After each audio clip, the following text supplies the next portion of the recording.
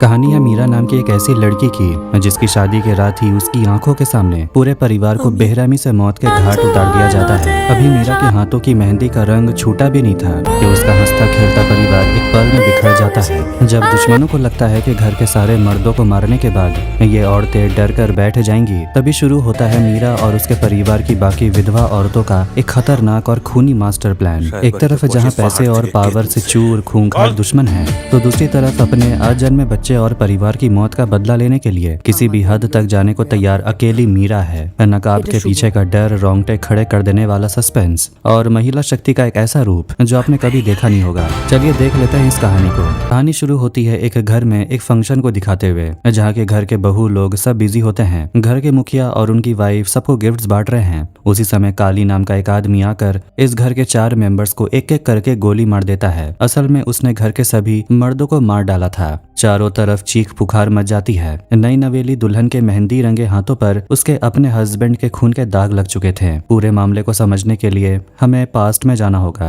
रात के समय कुछ लड़कियों की तस्करी करते वक्त उन्हें लोगों का एक ग्रुप पकड़ लेता है। तस्करों में से एक भागने में कामयाब हो जाता है, लेकिन बाकी सब पकड़े जाते हैं। दूसरी तरफ उस नई नवेली दुल्हन को दिखाया जाता है। लड़की प्रेग्नेंट हो चुकी है और इस बात को लेकर वो काफी टेंशन में है। ये बात अपने हस्बैंड को बताने के लिए वो उसे आसपास ढूंढने लगती है। उसी समय उस घर में निर्मोली मिश्रा अपने गैंग के साथ आता है। निर्मोली इस घर के मालिक का बचपन का दोस्त है। दोनों परिवारों के बीच बहुत गहरा रिश्ता है, लेकिन दोनों दोस्तों में किसी बात पर झगड़ा होने की वजह से लगभग 24 साल बाद निर्मोली आज इस घर में आया है। अंदर मीटिंग करने के लिए निर्मोली अपने साथ शंकर को ले जाता है। इस घर के मुखिया का नाम मानिक है, जिन्होंने MP इलेक्शन में खड़े होने का फैसला किया है, इसलिए उन्हें ज्यादातर दिल्ली में रहना पड़ता है। इसी वजह से फिलहाल 8 वार्ड के MP गौतम उन्हें एक बॉर्डर की तरफ नजर रखने से मना करते हैं। उस बॉर्डर को वो लोग खुद संभालेंगे, बाकी सारे पैसों का हिसाब उन्हें टाइम पर दे दिया जाएगा। इसी समय कल रात तस्करों को पकड़ने वाला आदमी मानिक को फोन करके पूरी बात बताता है। पता चलता है कि लड़कियों की तस्करी का ये काम शंकर ने ही इस बॉर्डर से लाने को कहा था। ठीक उसी वक्त ईरा चाय देने के लिए उस कमरे में आती है। सबको देखकर वो अपनी बातचीत वहीं रोक देते हैं। ईरा अपने हस्बैंड के पास जाकर कहती है कि एक जरूरी बात करनी है, थोड़ा बाहर आओगे। जब हस्बैंड अपनी वाइफ से बात करने बाहर आता है तो अंदर मानिक ऑर्डर देता है कि उन तस्करों को जान से मार दिया जाए। लड़कियों को खाना खिलाकर डॉक्टर से चेकअप कराकर घर भेजने का इंतजाम करने को कहा जाता है। साथ ही तस्करों की डेड बॉडीज को उनके घर भेजकर उनकी माँ बहन को उनके काले कारनामों के बारे में बताने को कहा जाता है। इसके बाद मानिक निर्मोली से कहता है कि क्या सोचा था, अपने इलाके की गरीब लड़कियों को बेच दोगे? काठमांडू में तुम लोगों ने यही डिस्कस किया था ना। मैं जब तक जिंदा हूँ ना तो मैं अपने इलाके में ये सब काम होने दूंगा और ना खुद करूंगा। और रही बात इस एरिया को संभालने की, तो मेरे ना रहने पर मेरे बेटे इसे देख लेंगे। उधर वाइफ अपने हस्बैंड को बताती है कि मैं प्रेग्नेंट हूँ, तुम्हारे घर वाले पक्का गुस्सा करेंगे। हस्बैंड बोलता है क्यों गुस्सा करेंगे, हम तो अब शादीशुदा हैं, लेकिन इस वक्त ये बात किसी को नहीं बतानी है, वरना कोई हमें यहाँ से जाने नहीं देगा। बैंगलोर जाकर सबको ये बात बता देंगे। मीरा बोलती है मुझे बहुत एंग्जाइटी हो रही है, तुम सिचुएशन संभाल लेना। इसके बाद पूरा परिवार खुशी खुशी कुछ फैमिली फोटोज खिंचवाता है। तभी गौतम, निर्मोली और बाकी लोग उस घर से निकल जाते हैं। रास्ते में जाते हुए काठमांडू से एक आदमी फोन करके बोलता है कि माल अभी तक डिलीवर नहीं हुआ,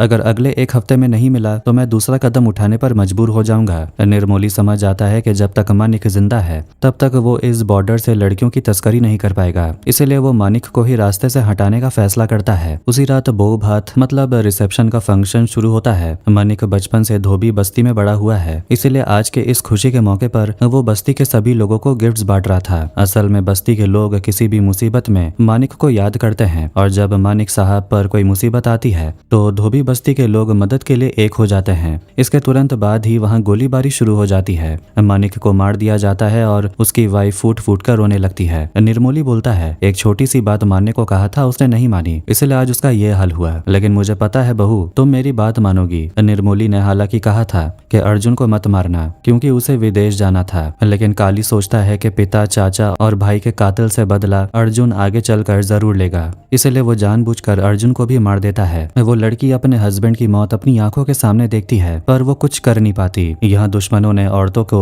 इसीलिए जिंदा छोड़ दिया था क्योंकि निर्मोली जानता था कि इस हादसे के बाद औरतें कभी भी बदला लेने के लिए हिम्मत नहीं करेंगी। इसके बाद निर्मोली पुलिस के पास जाकर झूठ मूठ का स्टेटमेंट देता है। पुलिस समझ गई थी कि ये काम निर्मोली ने ही किया है, लेकिन वो पूछते हैं उसने औरतों को क्यों छोड़ दिया। निर्मोली कहता है डर कर रहे तो अच्छा है, वरना उस घर में घुसकर सभी औरतों पर केरोसिन डालकर आग लगा दूंगा। अब सुबह हो जाती है। घर की औरतें अभी भी रोए जा रही थी। अंतिम संस्कार का काम शुरू हो चुका था। घर की बड़ी मालकिन बोड़ो माँ अपने वफादार वर्कर नाना से कहती है कि रुचि को लेकर पहाड़ों पर चले जाओ, वहाँ हॉस्टल में रहकर ही पढ़ाई करेगी। मैं इस माहौल में उसे यहाँ नहीं रखना चाहती। उसी समय निर्मोली आकर बोलता है आपका एक छोटा सा काम है, सिंडिकेट के लोग जब आए तो आप कह देना कि अब से सारी जिम्मेदारी आपने मेरे हाथों में सौंप दी है। ये सुनकर नई नवेली दुल्हन गुस्से में शंकर का कॉलर पकड़ लेती है और कहती है तुमने ऐसा क्यों किया? मेरी आंखों के सामने तुमने मेरे पति को मारा। मैं सब सच पुलिस को बता दूंगी। बोड़ो माँ अपनी बहू को शांत होने के लिए बोलती है, कहती है मीरा ऐसा मत कर, मैं अब और लाशें नहीं देख पाऊंगी। दूसरी तरफ भोला नाम के एक आदमी को दिखाया जाता है। वो मनिक साहब की अपनी पिता की तरह इज्जत करता था। जब भोला इस अन्याय के खिलाफ आवाज उठाने जाता है तो नाना उसे आकर संभालता है और बोलता है हम नौकर लोग हैं, अगर हम इस नाइंसाफी के खिलाफ बोलेंगे तो हमारा भी गला काट दिया जाएगा। इसके बाद भी भोला शांत नहीं होता। वो दौड़कर बोड़ो माँ के पास जाता है और बोलता है तुम बस एक बार हाँ कहो बड़ी माँ, पूरा साहब बाड़ी और धोबी बस्ती तुम्हारे साथ खड़ा है। ये पहली बार था जब मीरा ने भोला को देखा था। मीरा ने इसका नाम बहुत पहले सुना था। भोला शुरू से ही निर्मोली के खिलाफ आवाज उठाता आ रहा था, जिसके लिए उसने बहुत मार भी खाई है, पर उसने विरोध करना बंद नहीं किया। मीरा नोटिस करती है कि इतने लोगों में बदले की आग सिर्फ भोला की आंखों में ही दिख रही है।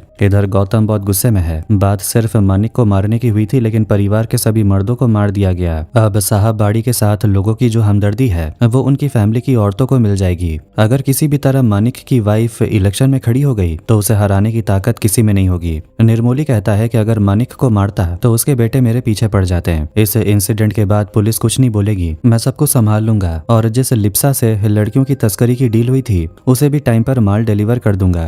निर्मोली शंकर से बोलता है कि मानिक के घर में कोई भी ड्राइवर, नौकर या गार्ड नहीं बचना चाहिए। एक छोटी सी पायल की आवाज भी हो तो ये विधवा औरतें डर से कांप उठनी चाहिए। दूसरी तरफ काली अपने किए गए काम की वजह से अंदर ही अंदर टूट चुका है। इधर मीरा, निर्मोली और शंकर के खिलाफ FIR लिखवाने पुलिस स्टेशन पहुंच जाती है, लेकिन ये बात सुनकर पुलिस ऑफिसर बोलता है कि आप लोग जितनी जल्दी हो सके साहब बाड़ी छोड़कर चले जाइए, आपकी उम्र अभी कम है, नई शुरुआत कर सकते हैं। बोड़ो माँ भी उसे समझाती है कि जब वो मर्दों को मार सकते हैं तो औरतों को मारने में उन्हें कोई हिचकिचाहट नहीं होगी, इसलिए यहाँ से चले जाना ही बेहतर है। ठीक इसी वक्त काली आकर सरेंडर कर देता है और बोलता है मैंने अपनी मर्जी से मानिक को मारा है, किसी ने मुझे यह काम करने को नहीं कहा था। मीरा आकर उसे सच उगलने को बोलती है, लेकिन कोई फायदा नहीं होता। लेकिन लेडी ऑफिसर उसे थाने से बाहर निकाल देती है। काली झूठ बोलते हुए कहता है कि मानिक साहब कोई अच्छे इंसान नहीं थे, वो बॉर्डर से लड़कियों की तस्करी करते थे। मैंने उनके साथ इस काम में जुड़ने से मना किया था तो उन्होंने मुझे पैसे का लालच दिया। जब मैं राजी नहीं हुआ तो उन्होंने मेरी बेटी को किडनैप कर लिया, इसीलिए मैं उनका खून करने पर मजबूर हुआ था। ऑफिसर का कहना है कि बहुत बढ़िया, क्या स्टोरी बनाई है, लेकिन कोर्ट में जाकर कुछ गड़बड़ मत बोलना। इसके तुरंत बाद काली की बेटी को उसके पास वापस ला दिया जाता है। काली अपनी बेटी को देकर पूछता है पैसे दिए उन्होंने? लड़की कहती है उन्होंने कहा कि अगर जिंदा रहना है तो चुप रहना होगा, वरना घर में आग लगा देंगे। ये सब सुनकर काली दुख और गुस्से में अपने ही गाल पर बार बार थप्पड़ मारने लगता है। उधर फिर से साहब बाड़ी का सीन दिखाया जाता है। शमशान से लौटकर औरतों को घर में कोई नौकर नहीं मिलता। बोड़ो माँ सबको यहाँ से चले जाने को बोलती है ताकि उन्हें और मौतें न देखनी पड़े। तभी मीरा बताती है कि वो प्रेग्नेंट है, जिससे सब और रोने लगते हैं। इसी बीच गौतम का बेटा बंटी वहाँ आता है। बंटी का मानिक के मरे हुए बेटे शुभ की वाइफ के साथ अफेयर था। बंटी वॉशरूम जाता है जहाँ वो अपनी पिता का एक वॉइस मैसेज ऑन करता है। उस मैसेज में उसके पिता कह रहे थे कि मैंने सिर्फ मानिक को मारने के लिए कहा था, तूने सबको क्यों मार दिया। वॉशरूम का फोन लाउडस्पीकर से कनेक्ट होने की वजह से यह आवाज पूरे घर में गूंज रही थी। शुभ की वाइफ और मीरा सब सुन लेती हैं। वॉशरूम से निकलते ही शुभ की वाइफ बंटी का कॉलर पकड़ लेती है। बंटी गुस्से में उसे भी मारने की धमकी देता है। तभी मीरा पीछे से बंटी के सिर पर कांच से हमला करती है। बंटी गन निकालकर शुभ की वाइफ पर तान देता है तो मीरा तुरंत गन उठाकर बंटी को गोली मार देती है। बंटी की मौत के बाद घर की गूंगी बहू सबको भागने का इशारा करती है, लेकिन मीरा बोलती है भागने से काम नहीं चलेगा, अब या तो मरना होगा या मारना होगा। बोड़ो माँ भी बदला लेने के लिए तैयार हो जाती है और कहती है जिन्होंने मारा है सिर्फ उन्हें नहीं बल्कि जिस वजह से मारा है उसे भी खत्म करना होगा। सब बहुएं मिलकर बंटी की बॉडी चेक करती हैं उसके पास से एक होटल का टिश्यू पेपर, फोन और पेपर्स मिलते हैं। वो बॉडी को प्लास्टिक में पैक करती हैं और फर्श का खून साफ करती हैं। मीरा दिमाग लगाकर भोला को फोन करती है। फिर सब मिलकर बॉडी को बंटी की गाड़ी में डालकर गोल्डन 5 स्टार होटल ले जाती हैं और लाश को पानी में फेंक देती हैं। इसी दौरान भोला और उसके आदमी माल डिलीवरी के बहाने ट्रक लेकर उसी होटल में आते हैं। जब गार्ड पूछताछ के लिए मैनेजर को फोन करने में बिजी होता है तो मौका पाकर परिवार की सभी औरतें और भोला उस ट्रक में चढ़कर वहां से निकल जाती हैं। गार्ड बोलता है कि मैनेजर फोन नहीं उठा रहा, तुम गोडाउन में माल रख दो। ड्राइवर गुस्सा होकर बोलता है फिर साइन कौन करेगा। वो ट्रक लेकर वापस निकल जाता है। अगले दिन बंटी की मौत की खबर फैल जाती है। उसकी माँ पागल जैसी हो जाती है। सीसीटीवी फुटेज से पता चलता है कि बंटी और शंकर आखिरी बार इसी होटल में दिखे थे। अब शंकर का फोन बंद है। गार्ड पुलिस को बताता है कि रात में दोनों आए थे। फिर बंटी बाहर जाकर दोबारा आया और उसे 500 रुपए दिए। होटल में कोई गोली चलने की आवाज नहीं आई और शंकर सुबह निकल गया था। कांस्टेबल ऑफिसर से कहता है कि मानिक को मारकर निर्मोली इलेक्शन में खड़ा हो गया। अब अगर वो बंटी और गौतम को रास्ते से हटा दे तो पूरा राज उसका होगा। उधर निर्मोली और शंकर तस्करी के लिए लिप्सा से 20 लड़कियों की डील करते हैं। लिप्सा सिर्फ 5 दिन का वक्त देती है। इधर पुलिस ऑफिसर शक होने पर मानिक के घर जाता है। घर साफ देखकर वो औरतों को सलाह देता है कि फिल्मों में हीरो सबको मार देता है, पर असलियत में तलवार उठाने से पहले ढाल तैयार रखनी चाहिए। फिर बंटी की मौत की खबर निर्मोली तक पहुंचती है। शंकर को शक है कि ये उन विधवाओं का काम है क्योंकि बंटी का शुभ की वाइफ से अफेयर था। निर्मोली कहता है कि औरतों में इतनी हिम्मत नहीं है, फिर भी उन्हें डराना होगा। उधर मीरा शीशे के सामने अपने होने वाले बच्चे से कहती है कि वो सब कुछ ठीक करके उसे यहाँ से दूर ले जाएगी। तभी घर पर बाहर से आग का गोला फेंका जाता है। शंकर आकर धमकी देता है कि अगर बंटी के मर्डर में उनका हाथ हुआ तो वो सबको जिंदा जला देगा। मीरा कहती है कि अब उन्हें ढाल तैयार करनी होगी। रुचि जिस स्कूल में पढ़ती थी उसी में निर्मोली का पोता आदित्य भी पढ़ता है। रुचि गिफ्ट देने के बहाने आदित्य को किडनैप कर लेती है। यही उनकी ढाल है। इसके बाद साहब बाड़ी की औरतें नाटक करने के लिए बंटी के घर शोक जताने जाती हैं। शुभ की वाइफ मीरा से कहती है कि तुमने उसे मारकर सही किया। तभी गौतम घर आता है। मीरा उसके पीछे एक कमरे तक जाती है जहां लोग गौतम से कह रहे थे कि उसके बेटे के मर्डर के पीछे निर्मोली का हाथ है। मीरा बाहर खड़े भोला को फोन करके निर्मोली को कॉल करने बोलती है। भोला निर्मोली को फोन करके बता देता है कि उसका पोता किडनैप हो गया है और एक वीडियो भी भेजता है। निर्मोली को लगता है कि पोते को गायब करवाया गया है। इस बात पर निर्मोली और गौतम में दुश्मनी हो जाती है। शंकर समझ नहीं पाता कि इस झगड़े को कैसे रोकें। बाहर आने पर मीडिया औरतों को घेर लेती हैं तो बोड़ो माँ चालाकी से कहती है कि दोनों परिवार एक हैं और वो सुख दुख में साथ हैं। उधर भोला के आदमी काली की बेटी को गुंडों के चंगुल से बचा लेते हैं। काली जेल में बंद है और उसकी बेटी सब सच जानती है, इसलिए उसे किडनैप किया गया था। शंकर अपने पिता से जाकर कहता है मैंने पता लगाया है, यह काम गौतम ने नहीं किया। भोला और साहब बाड़ी की ये विधवा औरतें मिलकर ये सब नाटक कर रही हैं। कहूँ तो आज रात ही उन्हें जला दूं। निर्मोली कहता है मेरे पोते को 3 दिन से उन्होंने किडनैप करके रखा है। 24 घंटे के अंदर चाहे जितने लोग लगें उसे ढूंढकर निकालो, उसके बाद तुम उनके साथ जो चाहे कर सकते हो। मेरा दिल कह रहा है कि आदित्य अभी भी पहाड़ों पर ही है। पहाड़ों पर एक गाड़ी के अंदर आदित्य रुचि से कहता है तुमने मेरे साथ ऐसा क्यों किया। रुचि कहती है तू अपने परिवार के काले कारनामों के बारे में नहीं जानता, कुछ दिन थोड़ा झेल ले, उसके बाद तुझे छोड़ दिया जाएगा। धोबी बस्ती में भोला मीरा को बताता है कि इस चाय बागान में 2 रुपए के लिए गरीब लड़कियों को बेचना कोई बड़ी बात नहीं है। निर्मोली ने यह धंधा शुरू किया था। मानिक साहब ने रोकने की कोशिश की पर नहीं कर पाए। मुझे खबर मिली थी कि कुछ महीने पहले काठमांडू में निर्मोली की एक बड़े गैंगस्टर से डील हुई थी जिसका पेमेंट डॉलर में होगा। साहब रहते तो ये मुमकिन नहीं होता, पर अब वो नहीं है। उन्होंने आपके घर के वफादार नौकरों को भी पैसे देकर खरीद लिया है। तभी भोला के लोग निर्मोली के एक डिलीवरी मैन को पकड़कर बहुत टॉर्चर करते हैं। वो उगल देता है कि आज रात 12 बजे घोसाला में कुछ लड़कियों की डिलीवरी होने वाली है। शंकर ने कहा था कि ये डिलीवरी भूषण करेगा। उधर जेल में काली अपने मालिक का खून करने के लिए बार बार पछताता है और अपनी छोटी बेटी की चिंता करता है। आखिर में ग्लानि और दुख बर्दाश्त ना कर पाने की वजह से वो खुद को ही खत्म कर लेता है। साहब बाड़ी में आज एक रिवाज चल रहा था। किसी भी जंग में जाने से पहले साहब बाड़ी के मर्द कलीपाड़ा का मीट, भर पेट भात और शराब पीकर मैदान में उतरते थे। बोड़ो माँ बोलती है मनिक एक बात कहता था 5 अलग अलग जगह गोली मारने से अच्छा है कि थोड़ा वक्त लेकर सीधे निशाने पर यानी खाने के मेन पॉइंट पर गोली मारो। खाना खाने के बाद मीरा अपने पति शुभ की बंदूक भोला के हाथ में सौंप देती है। आज रात के मिशन में दूर एक गाड़ी में मीरा भी साथ रहेगी। रात होते ही वक्त पर भोला की गैंग भूषण को दबोच लेती है। इसके बाद भोला के फोन करने पर घर की औरतें भी वहां पहुंच जाती हैं। भूषण डरकर बोलता है कि मुझे आप लोगों से कोई लेना देना नहीं है। निर्मोली के साथ लिप्सा की डील हुई थी कि 6 महीनों में वो 100 लड़कियां देगा। आप लोग इन लड़कियों को रख लीजिए और मुझे छोड़ दीजिए। इसी वक्त नाना मीरा को फोन करके बताता है कि शंकर के आदमी पहाड़ों पर आदित्य को ढूंढ रहे हैं। उसे अब ज्यादा दिन वहां नहीं रखा जा सकता, इसलिए तुम लोग जल्दी से आदित्य को साहब बाड़ी लाने का इंतजाम करो। ये सुनकर मीरा सबको पूरी बात बताती है और तय होता है कि आदित्य को वो खुद लेकर आएगी। तब तक यहाँ का मोर्चा भोला संभालेगा, लेकिन सबको ध्यान रखना होगा कि शंकर को किसी भी कीमत पर ये पता ना चले कि ये डील कैंसिल हो गई है। अगले दिन मीरा और उसकी जेठानी मतलब भाभी पहाड़ों पर पहुंचती है, पर वहां जाकर पता चलता है कि आदित्य भाग चुका है। असल में कल रात आदित्य ने जानबूझकर खाने की प्लेट तोड़ी थी और एक टुकड़ा उठाकर अपने हाथ में छिपा लिया था। उसी टुकड़े से उसने अपने हाथ की रस्सी काट ली। अब सब उसे जंगल में ढूंढने लगते हैं। आदित्य भागते भागते आखिरकार सड़क पर पहुंच जाता है और आने जाने वाली गाड़ियों से लिफ्ट मांगने की कोशिश करता है। उधर धोबी बस्ती में कैद भूषण मौका पाकर एक वर्कर को मार देता है और उसका फोन छीन लेता है। वो तुरंत लिप्सा को फोन करके बताता है साहब बाड़ी की उन विधवा लड़कियों ने शिपमेंट रोक दिया है और लड़कियां उन्हीं के पास हैं। उनके घर की एक लड़की फिर से पहाड़ों पर गई है। इधर आदित्य को आखिरकार एक गाड़ी मिल जाती है। मीरा और उसकी भाभी पहाड़ों के हर घर में आदित्य की फोटो दिखाकर उसे ढूंढ रही हैं।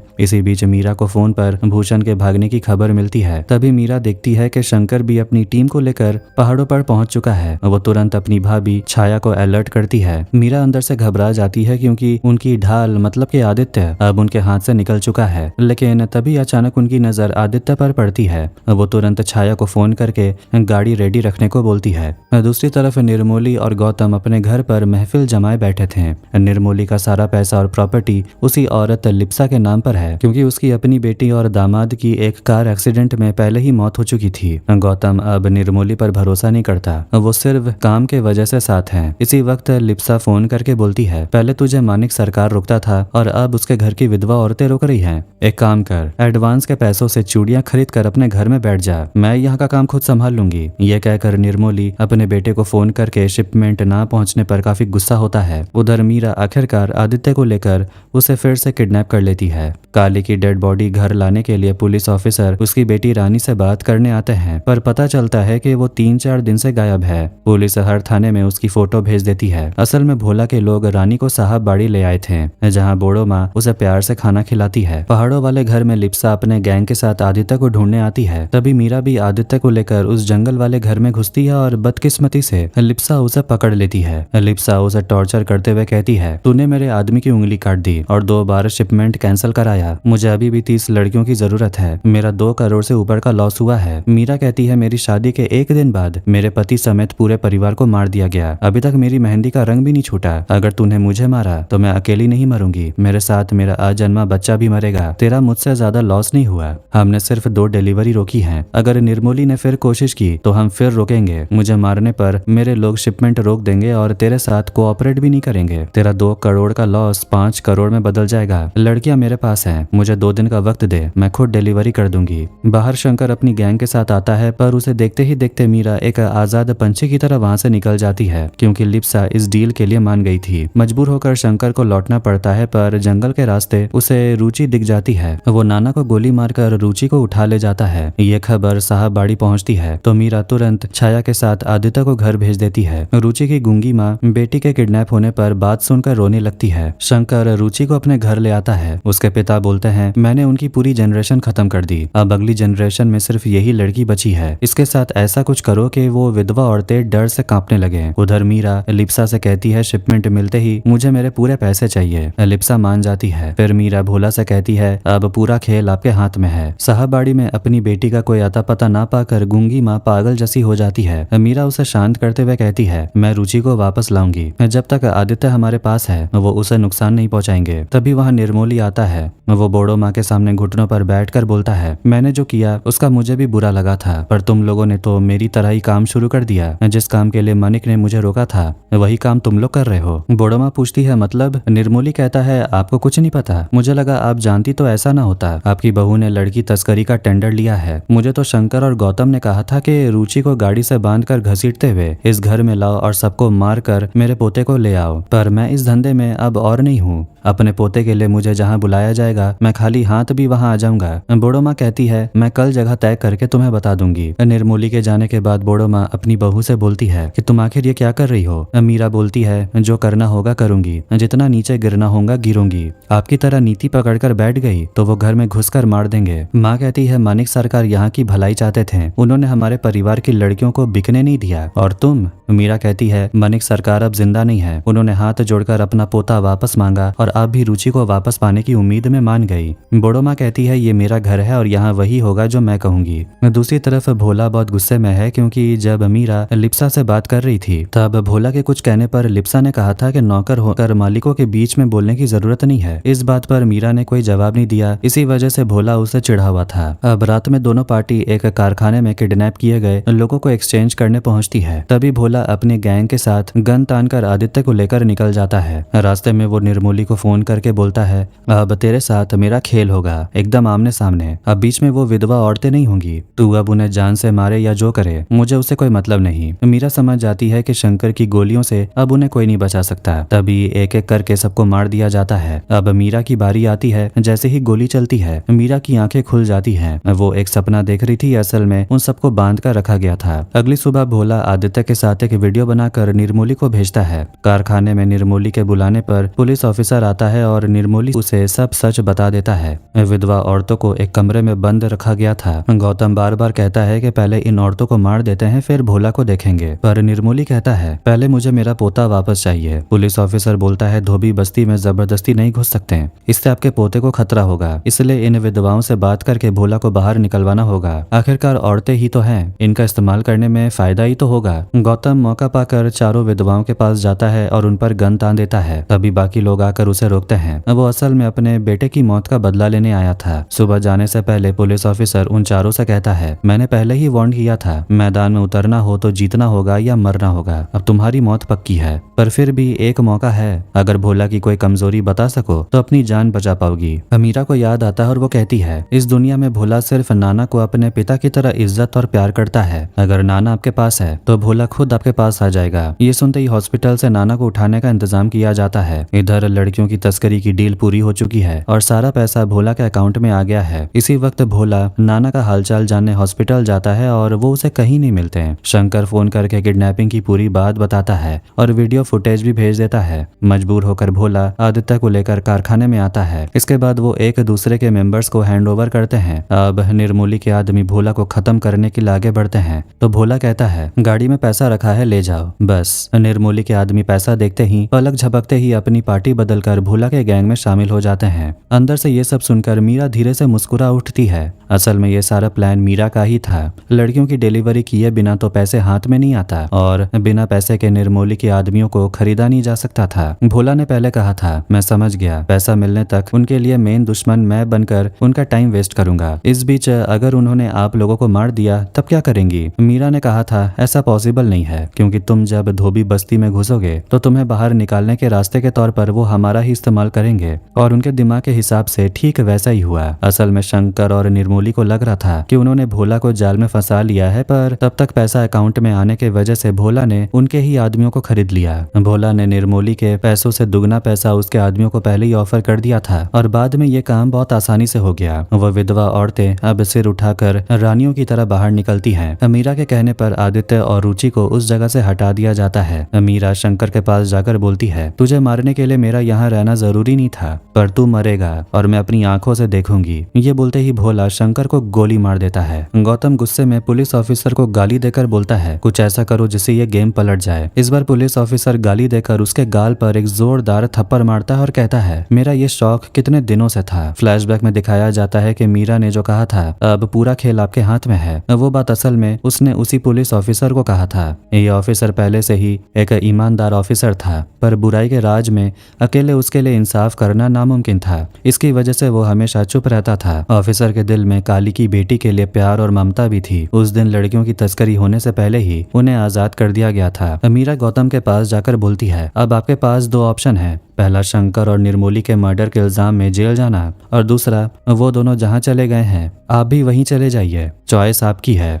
ऑफिसर कहता है, आपको एक अच्छी सलाह देता हूँ, जेल चले जाइए तो कुछ दिन और जिंदा रह लेंगे। भोला जब निर्मोली को मारना चाहता है तो बूढ़ो माँ भोला से बंदूक अपने हाथ में लेती है। दूसरी तरफ दिखाया जाता है कि बॉर्डर के उस पार ट्रक में भरकर भेजा गया था वो असल में साहबबाड़ी की इलाके की सभी महिला कांस्टेबल थी, जो तस्कर लड़कियां बनकर लिप्सा के बॉर्डर में घुस गई थी। इसके बाद वो लिप्सा और उसकी पूरी गैंग को मार गिराती है। इधर बूढ़ो माँ भी निर्मोली को खत्म कर देती है। आखिरकार साहबबाड़ी की औरतें अपना बदला लेने में कामयाब हो जाती हैं। कुछ महीनों बाद मीरा के पास अचानक एक फोन आता है। दूसरी तरफ से एक औरत बोलती है, बेटा तो अपने बिल्कुल बाप पर गया है, लाल कपड़ों में बहुत प्यारा लग रहा है, पर उसे हमेशा नौकरों के पास मत रखिए। आप काम में कितनी बिजी रहेंगी तो बच्चे को टाइम कौन देगा। मीरा दौड़कर बाहर आती है और अपने बच्चे को गले से लगा लेती है। फोन की दूसरी तरफ से वो औरत फिर बोलती है, खेल तो अभी शुरू भी नहीं हुआ, लिप्सा को मारा है और मुझसे तो आपको मिलना ही पड़ेगा। खैर ये नया विलन कौन है ये तो पता चलेगा सीजन 2 में। आज की कहानी यहीं पर एंड होती है। तो कैसी लगी आज की स्टोरी कमेंट करके जरूर बताना।